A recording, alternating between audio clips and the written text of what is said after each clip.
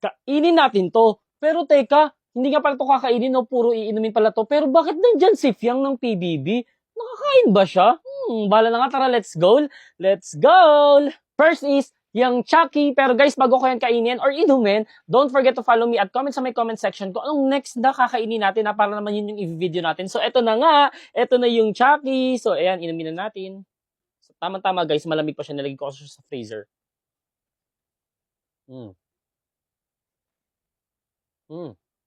Sarap, may yelo-yelo pa. Next naman, yung mo. At eto na nga yun. And guys, maganda yung ano niya, yung straw niya kasi plastic pa siya. Unlike dun sa Chucky kanina na papel yung, or styro na yung ano niya. Yung straw niya.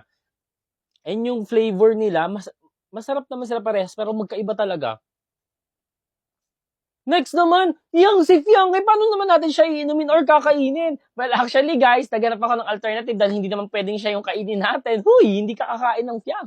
So, ito na lang guys, yung Milo, kasi alam naman natin guys, sa mga nanonood ng PBB na talagang mahilig din siya sa mga chocolate or yung Milo. So, di ba, hinaano niya pa yan sa tinapay, sa kanin. So, ayan na, inumin na natin.